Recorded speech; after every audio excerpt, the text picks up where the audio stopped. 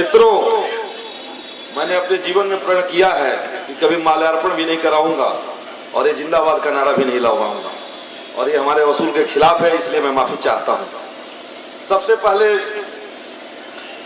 इस कार्यक्रम के सदर, हमारे दिल में एक विशिष्ट स्थान बनाने वाले आदरणीय हाजी इकरामुल साहब, इस कार्यक्रम में हमारे मंच पर आकर के हमारा मान बढ़ाने वाले गांधी इंटर कॉलेज के प्राचार्य, पुराने साथी और हमारे बड़े भाई आदरणीय उदय बहादुर सिंह जी, बेलथरा रोड से चल करके हमारे इस कार्यक्रम में हमें सहयोग देने के लिए आए आदरणीय शकील साहब, मानिकपुर मनियर से चल करके आए आदरणीय परशुराम सिंह जी, और लोहिया जी के पुराने शिष्य आदरणीय अभूत पांडे जी, आप सबके साथ में समाजवादी विचारधारा से जो पुराने साथी जुड़े हैं और जो नए साथी जुड़े हैं, मेरे पिता तुल्य बुजुर्गों, नौजवान दोस्तों, माताओं, आप सबको हमारे दिल के गहराई से प्रणाम है, अभिनंदन है और वंदन है।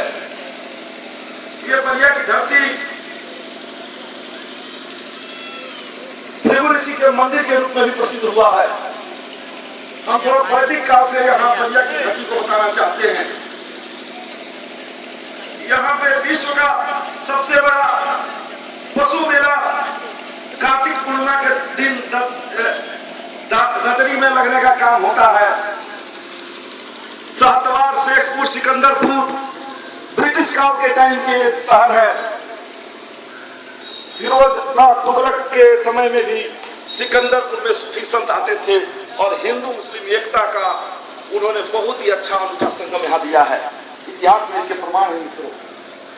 इस ऐतिहासिक धरती पे जहाँ वाल्मीकि, भृगु, दुर्वासा और पराशर ऋषि ने तपस्या किया, उस ऐतिहासिक धरती को हम प्रणाम करते हैं और नमन करते हैं मित्रों।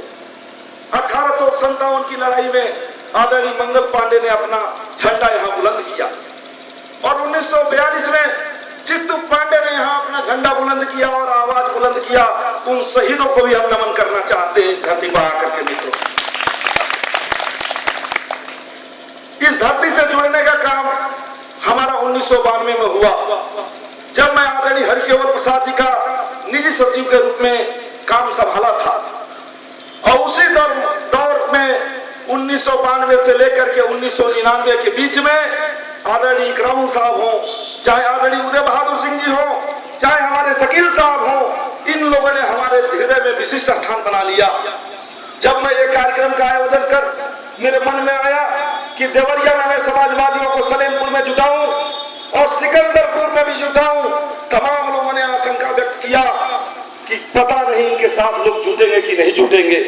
लेकिन कल सलेमपुर के कार्यक्रम ने जिस तरह से मेरा हौसला अफजाई किया मित्रों, मैं आपके बीच में बताना चाहता हूं, उससे मेरा दिल बहुत ही प्रसन्न हुआ कि इस लड़ाई को हम फतह कर लेंगे और आपके चेहरे पर मुस्कान और सफलता लाने का काम करेंगे।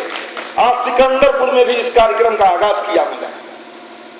समाजवादी विचारधारा समिति, तमाम समाजवादी पार्टी के साथियों ने सोचा कि ये कौन सा आंदोलन, कौन सी पार्टी, कौन सा कार्यक्रम मित्रों, इस पर हम सफाई देना चाहते हैं।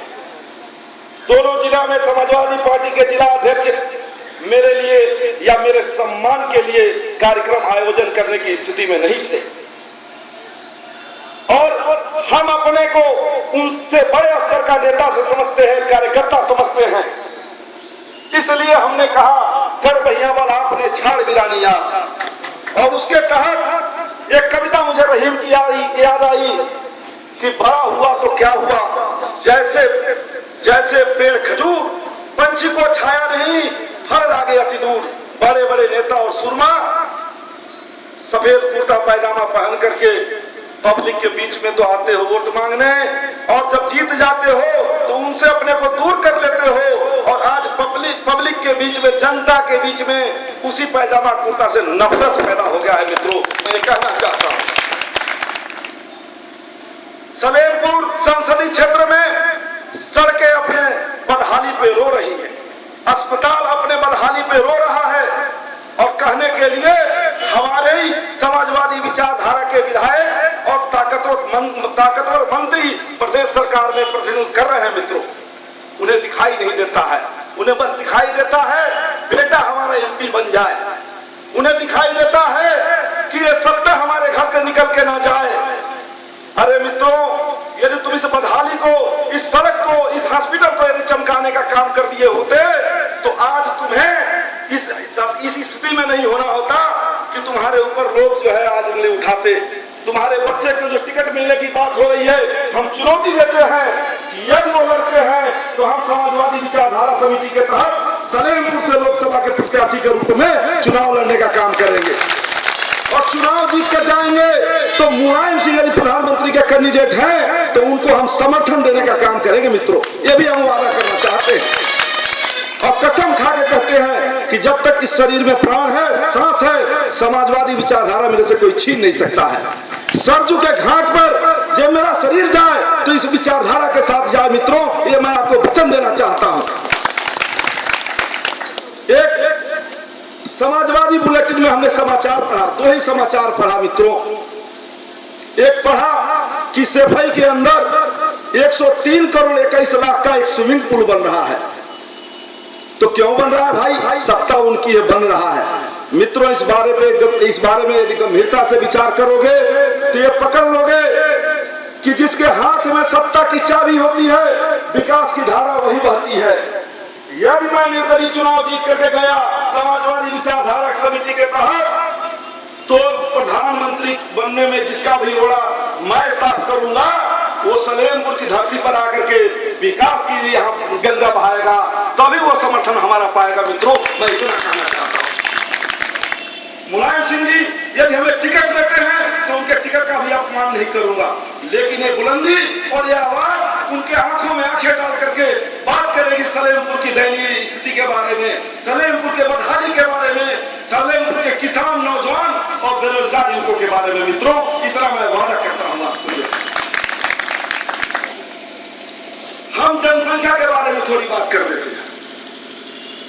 हमारे संसदीय क्षेत्र में 16,20,136 वोट है सलेमपुर के अंदर। मित्रों, 16,20,136 वोट है और जो भी प्रत्याशी 89 से लेकर के 2009 तक चुनाव जीता है, 1,70,000 से लेकर के मात्र 2 लाख वोट में चुनाव जीत जाता है। और अभी जो पिछला चुनाव जीतने का इतिहास है मित्रों, वो मात्र 1,75,088 वोट से जो भी कैंडिडेट जीता है उसका अपना इतिहास है। यदि हम ठान लें कि हमें इस क्षेत्र का